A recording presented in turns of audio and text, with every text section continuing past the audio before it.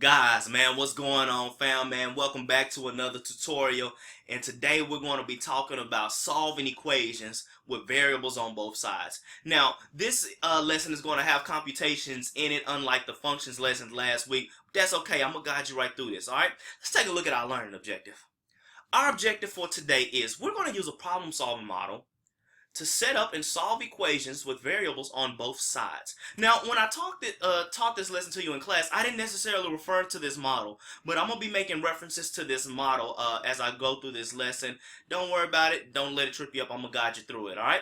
Let's look at the problem. Oh, and this is coming from the TEK 8.8c. All right, here we go. Now, I want you guys to pause the video for just a brief moment and read through this question, and we're going to talk about it in just a second. Pause the video. Alright, you should have paused the video. That's my little spirit fingers. Here it goes. Pet Watch charges a flat fee of $12 plus $4 per hour to keep a dog during the day. Peppy Pooch charges a flat fee of $21 plus $1 per hour.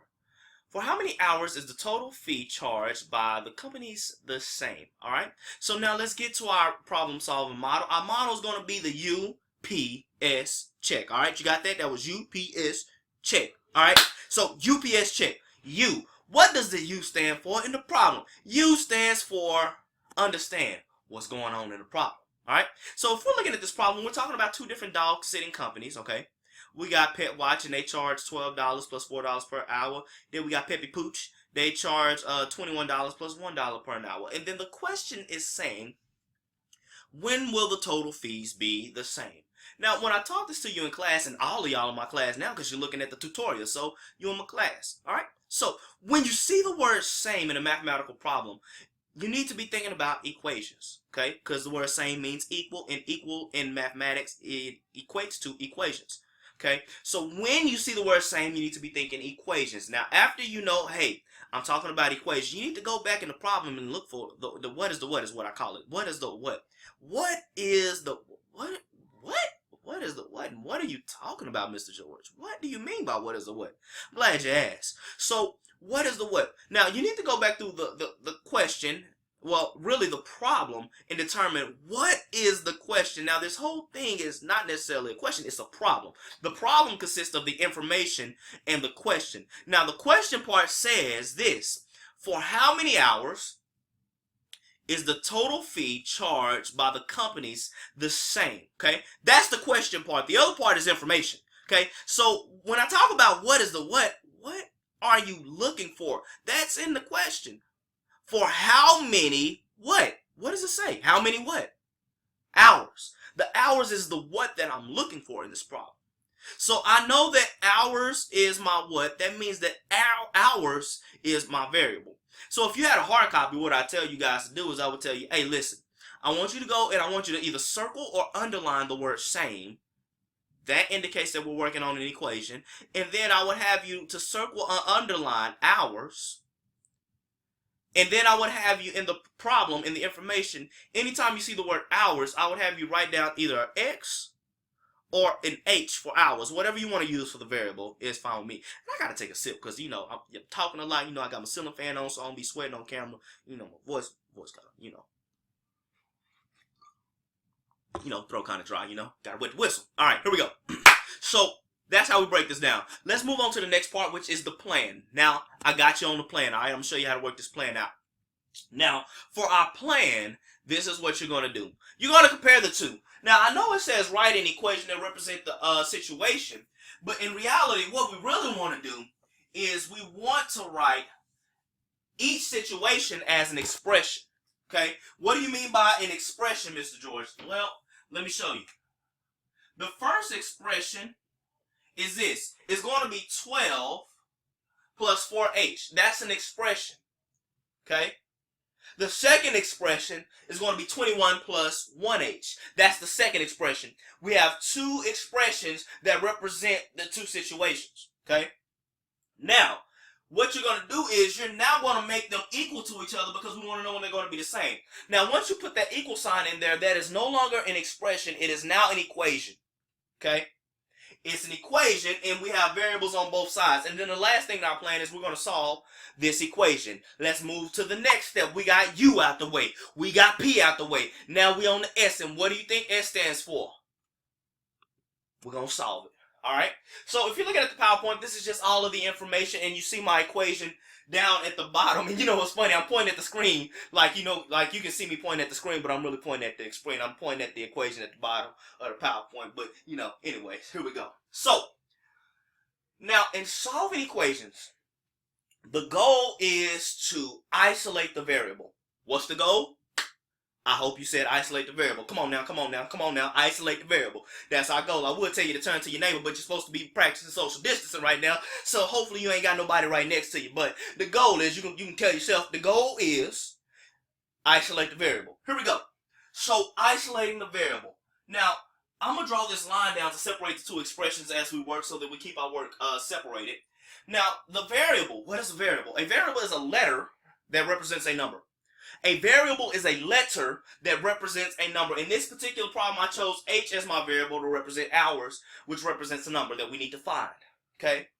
The coefficient is the number that is in front of the letter, or that is attached to the variable. Okay? Now, the constant is the 12 and the 21. Those are my two constants, all right? So now we have a little bit of definitions out the way. Let's go ahead and proceed with our steps. Now, the first thing that I tell my students to do, and y'all my students right now because y'all listening to me and you're in my class, all right? So here we go. I advise you need to move one of the variables. I advise that you move the lowest variable. Now, the lowest variable in this particular problem is the 1h, all right? Now, if I want to get rid of the 1h, I need to move it to the other side. How am I going to do that? And let me actually go to my large screen so that you guys can see me a little better. Boom! There we go. We in there. Math for the win, baby. Math for the win. Got my TI shirt representing Texas Instruments. All right, here we go. 1h. How do I get rid of it? All right.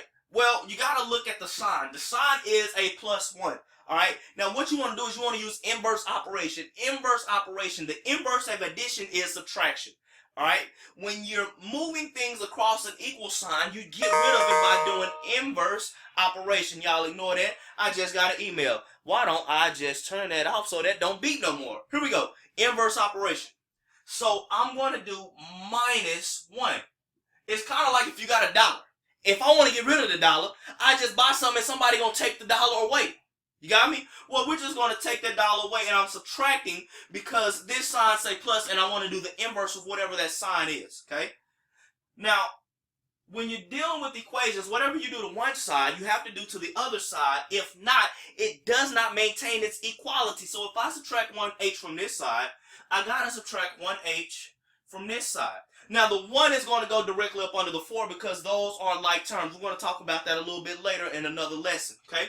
So, the 12, we're now going to, work down. Nothing happens with the 12, so we're going to bring the 12 down. You have 4h plus 1h. I'm sorry, 4h minus 1h. That is a 3h. And you want to take the sign of the biggest term, which is the 4, so that'll become a +4. Equals 21 is going to drop down, and then boom, that's a 0 pair. 0 pair. Cross it out. We don't need it no more. We got rid of it. Now we're at step 2, and we need to move the constants. All right. So this is what you do when you're moving the constants. Whatever constant is over here by itself, leave it there. That's not what we're going to move. I've seen students do that. You don't move this one. You're trying to isolate the variable. Okay? If you move this, you're not isolating the variable. You want to leave this over here. So whatever constant is over here with the variable, that's the constant that you want to move. So we're going to subtract 12. Why am I subtracting 12? Why? Because the sign of this is a +12. Inverse operation. If I want to get rid of a positive, I subtract it or I take it away. And remember, what we do to one side, we got to do to the other. That gives me a 0 pair. I drop down my 3h. And then we have 21 minus 12. That's carry the 5.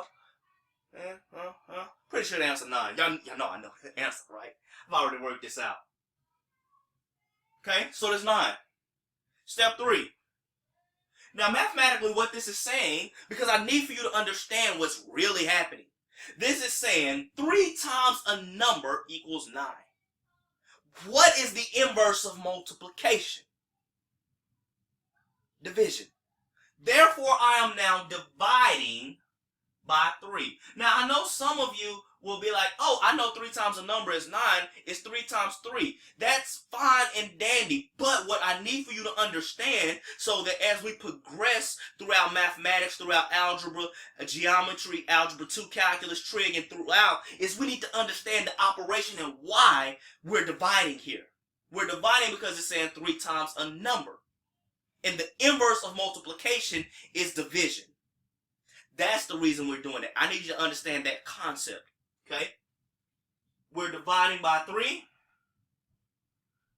Crosses out. H equals 3. H is 3. Alright? So, if y'all heard the door shut, that was my daughter. She was coming in. She heard me off in her, yelling and screaming. So she came in here to see what Daddy talking about. Hey, baby. Hey, Daddy. All right, here we go. We're going to keep it moving. So we know that H is 3 now. So now we've UPS'd it. We've understood, we've planned, we've solved, and now we got the check part. We're going to check and see if 3 actually is the solution. This is saying that at 3 hours they're going to be the same. All right, so now what we're going to do is we're going to take 3 and we're going to plug 3 in for H. So what we have is we have 12 plus 4. Then we have parentheses 3.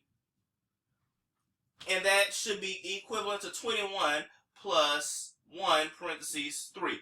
Alright? So 12 times 4, 3 times 4 is 12. 21 plus 1 times 3 is 3. 12 and 12 is 24. And 21 and 3 is 24. That's our UPS check. It's equal. So at 3 hours, they're the same. Alright? So I want you guys to practice this. I'm going to come out with some practice videos in just a second where you can practice those. And I'm going to come back and give you the solution. Alright? Practice, practice, practice, man. And I'll catch you guys next time. Peace.